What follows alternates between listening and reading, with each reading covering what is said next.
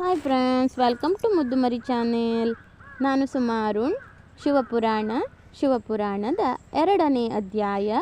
ಶಿವಪುರಾಣದ ಶ್ರವಣದಿಂದ ದೇವರಾಜನಿಗೆ ಶಿವಲೋಕ ಪ್ರಾಪ್ತಿ. ಓಂ ನಮಃ ಶಿವಾಯ.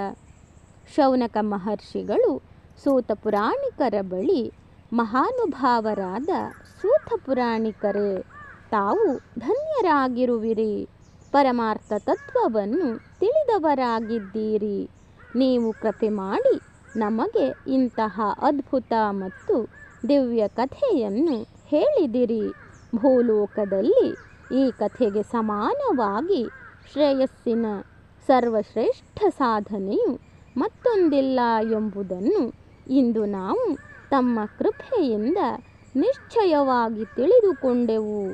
ಸೂತರೆ, ಕಲಿಯುಗದಲ್ಲಿ ಈ ಕಥೆಯಿಂದ ಯಾವ ಪಾಪಿಗಳು ಶುದ್ಧರಾಗುತ್ತಾರೆ ಎಂಬುದನ್ನು ದಯಮಾಡಿ ತಿಳಿಸಿ, ಹಾಗೂ ಈ ಜಗತ್ತನ್ನು ಕೃತಾರ್ಥವನ್ನಾಗಿಸಿರಿ ಎಂದು ಕೇಳುತ್ತಾರೆ.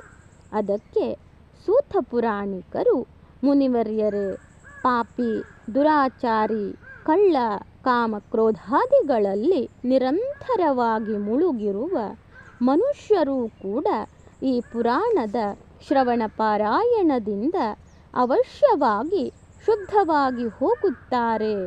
ಈ ವಿಷಯದಲ್ಲಿ ಜ್ಞಾನಿಗಳಾದ ಮುನಿಗಳು ಈ ಪ್ರಾಚೀನವಾದ ಇತಿಹಾಸವನ್ನು ಉದಾಹರಿಸುತ್ತಾರೆ. ಅದರ ಶ್ರವಣ ಮಾತ್ರದಿಂದ ಪಾಪಗಳು ಪೂರ್ಣವಾಗಿ ನಾಶವಾಗಿ ಹೋಗುತ್ತವೆ. ಬಹಳ ಹಿಂದಿನ ಮಾತು. ಬೇಡರ ಒಂದು ನಗರದಲ್ಲಿ ದೇವರಾಜನೆಂಬ ಬ್ರಾಹ್ಮಣನೋರ್ವನು ಇದ್ದನು. ಅವನು ಜ್ಞಾನದಲ್ಲಿ ಅತ್ಯಂತ ದುರ್ಬಲನು, ದರಿದ್ರನು ಹಾಗೂ ವೈದಿಕ ಧರ್ಮದಿಂದ ವಿಮುಖನಾಗಿದ್ದನು. ಅವನು ಸ್ನಾನ ಸಂಧ್ಯಾದಿ ಕರ್ಮಗಳಿಂದ ಭೃಷ್ಟನಾಗಿದ್ದು ವೇಶ್ಯವೃತ್ತಿಯಲ್ಲಿ ತತ್ಪರನಾಗಿದ್ದನು. ತನ್ನನ್ನು ನಂಬಿದವರನ್ನು ಅವನು ಮೋಸಗೊಳಿಸುತ್ತಿದ್ದನು. ಅವನು ಬ್ರಾಹ್ಮಣರು, ಕ್ಷತ್ರಿಯರು, ವೈಶ್ಯರು, ಶೂದ್ರರು ಹಾಗೂ ಇತರರನ್ನು ಅನೇಕ ನೆಪಗಳಿಂದ ಕೊಂದು ಅವರ ಧನವನ್ನು ಕಸಿದುಕೊಂಡಿದ್ದನು. ಆದರೆ ಆ ಪಾಪಿಯು ಸ್ವಲ್ಪ ಧನವನ್ನು ಕೂಡ ಎಂದು ಧರ್ಮ ಕಾರ್ಯದಲ್ಲಿ ತೊಡಗಿಸಿರಲಿಲ್ಲ. ಅವನು ವೇಶ್ಯಾಗಾಮಿಯಾಗಿದ್ದು ಎಲ್ಲ ವಿಧದಿಂದಲೂ ಆಚಾರ ಭ್ರಷ್ಟನಾಗಿದ್ದನು. ಒಂದು ದಿನ ಅವನು ತಿರುಗಾಡುತ್ತಾ ದೈವಯೋಗದಿಂದ ಪ್ರತಿಷ್ಠಾನಪುರಕ್ಕೆ ಬಂದು ತಲುಪಿದನು. ಅಲ್ಲಿ ಅವನು ಒಂದು ಶಿವಾಲಯವನ್ನು ನೋಡಿದನು.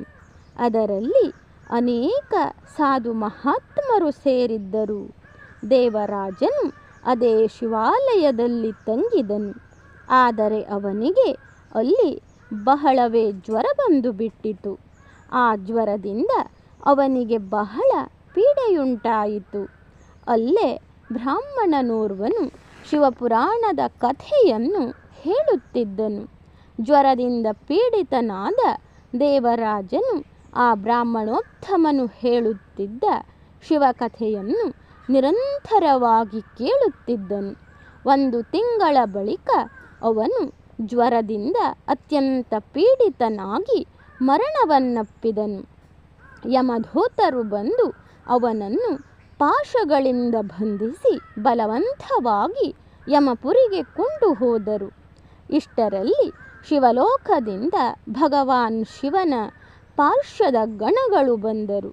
ಅವರು ಗೌರವ ವರ್ಣದವರಾಗಿದ್ದು ಕರ್ಪೂರದಂತೆ ಉಜ್ವಲರಾಗಿದ್ದರು. ಕೈಗಳಲ್ಲಿ ತ್ರಿಶೂಲಗಳು ಶೋಭಿಸುತ್ತಿದ್ದವು. ಅವರ ಸರ್ವಾಂಗವು ಭಸ್ಮಲೇಪಿತವಾಗಿತ್ತು ಮತ್ತು ರುದ್ರಾಕ್ಷಿಯ ಮಾಲೆಗಳಿಂದ ಅವರ ಶರೀರಗಳ ಶೋಭೆಯು ಹೆಚ್ಚಿತ್ತು. ಅವರೆಲ್ಲರೂ ಕ್ರೋಧಗೊಂಡು ಯಮಪುರಿಗೆ ಹೋಗಿ ಯಮಧೂತರನ್ನು ಗದರಿಸಿ ಬಡಿದು ಅವರಿಂದ ದೇವರಾಜನನ್ನು ಬಿಡಿಸಿಕೊಂಡರು. ಮತ್ತೆ ಅತ್ಯಂತ ಅದ್ಭುತ ವಿಮಾನದಲ್ಲಿ ಕುಳ್ಳರಿಸಿ ಆ ಶಿವಧೂತರು ಕೈಲಾಸಕ್ಕೆ ಹೊರಡುವಾಗ ಯಮಪುರಿಯಲ್ಲಿ ಭಾರೀ ಗದ್ದಲ ಉಂಟಾಯಿತು. ಆ ಗದ್ದಲವನ್ನು ಕೇಳಿದ ಯಮಧರ್ಮನು ತನ್ನ ಅರಮನೆಯಿಂದ ಹೊರಗೆ ಬಂದನು. ಸಾಕ್ಷಾತ್ ಪ್ರತಿರುದ್ಧರಂತಿದ್ದ ಆ 4 ಶಿವದೂತರನ್ನು ನೋಡಿ ಧರ್ಮರಾಜನಾದ ಯಮರಾಜನು ಅವರನ್ನು ವಿಧಿವತ್ತಾಗಿ ಪೂಜಿಸಿದನು. ಜ್ಞಾನದೃಷ್ಟಿಯಿಂದ ನಡೆದುದೆಲ್ಲವನ್ನು ಅರಿತುಕೊಂಡನು. ಅವನು ಭಯದಿಂದಾಗಿ ಭಗವಾನ್ ಶಿವನ ಆ ಮಹಾತ್ಮರಾದ ದೂತರಲ್ಲಿ ಯಾವುದನ್ನೂ ಕೇಳದೆ ಅವರೆಲ್ಲರನ್ನೂ ಗೌರವಿಸಿ ಪ್ರಾರ್ಥಿಸಿಕೊಂಡನು.